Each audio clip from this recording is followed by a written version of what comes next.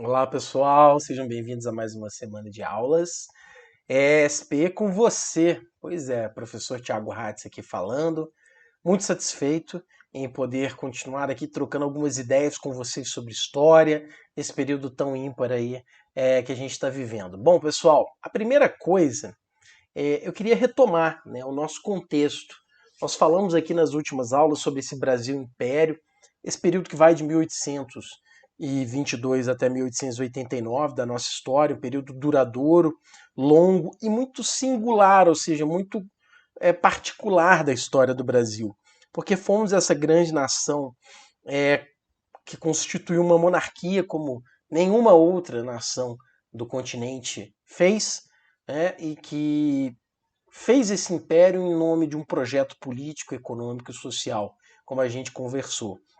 E, obviamente, a gente precisa, em um determinado momento, ao falar desse Brasil Império, falar também do movimento que se levanta nesse país contra a escravidão e como que ele vai sendo constituído.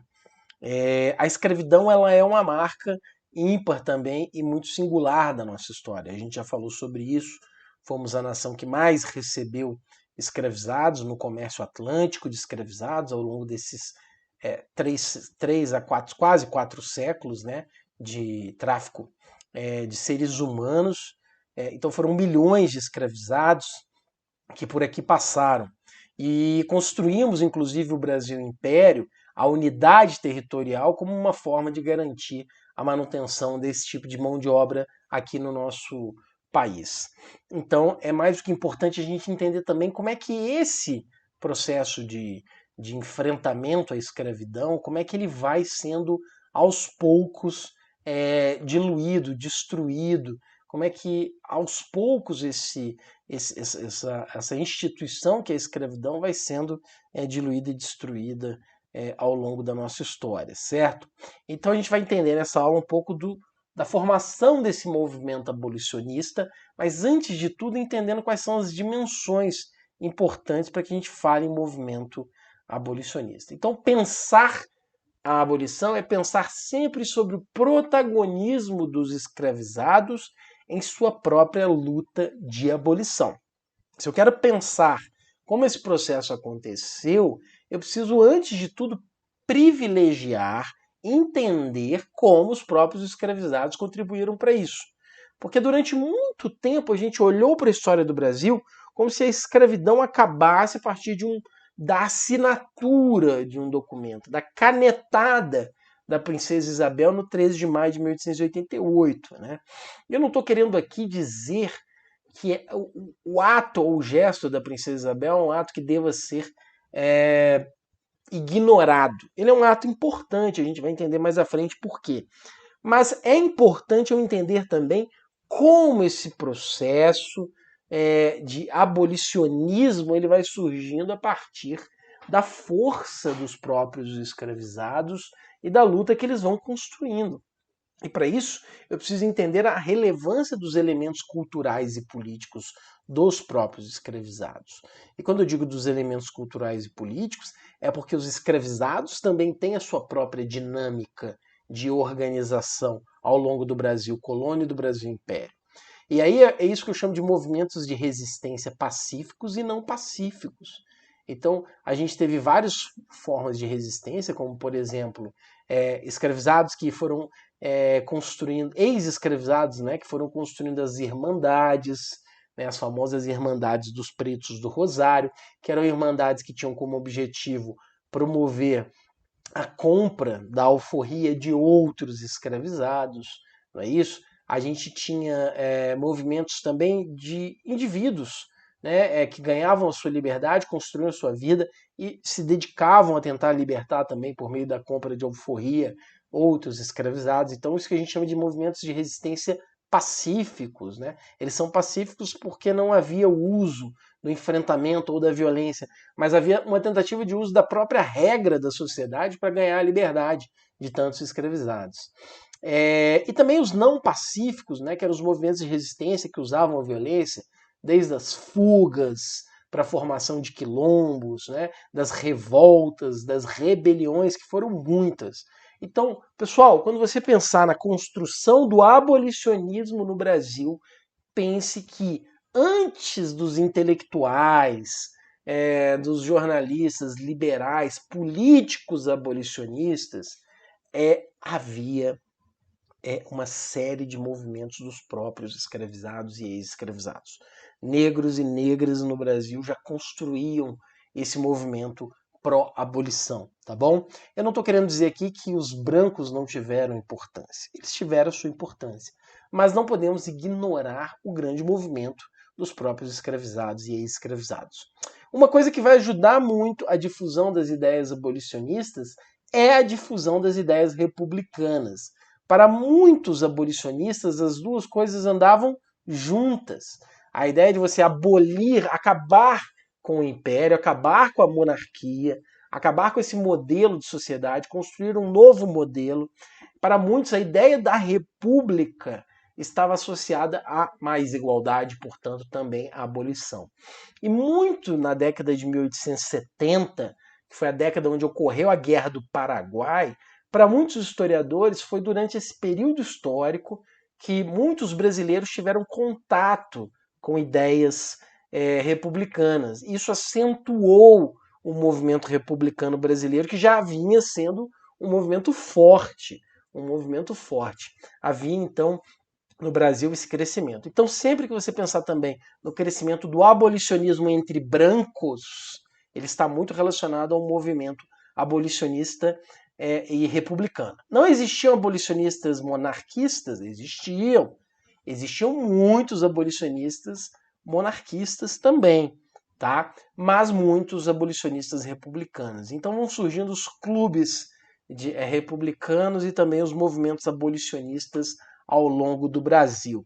Esse movimento, então, vai difundindo a ideia do abolicionismo, tá?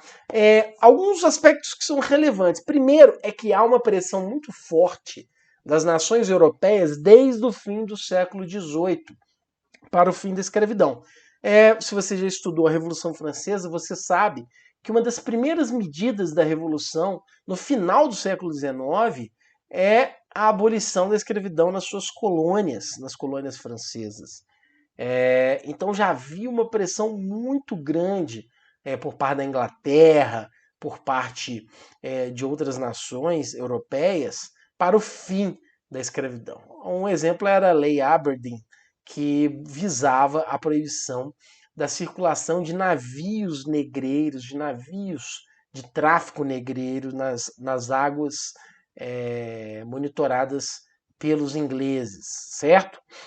Aqui no Brasil a gente teve também uma série de leis que vão tendo impacto também. O Brasil tentava aos poucos, mesmo que houvesse uma pressão muito grande da sua elite para não acabar com a escravidão, o Brasil, de alguma forma, ele tentava ali dar alguns sinais, principalmente para a comunidade internacional, de que ele estava fazendo alguma coisa, como o caso da Lei Eusébio de Queiroz e a Lei do Ventre Livre, que foram leis, você pode consultar seu material para ver com mais detalhes, mas leis que de alguma forma iam tentando, ou por exemplo, proibir a entrada de novos escravizados no Brasil, ou garantir a liberdade daqueles que nasciam do ventre de escravizados a partir daquele momento. Então eram medidas que iam sendo tomadas com o objetivo de tentar mostrar para a comunidade internacional que o Brasil estava se adequando.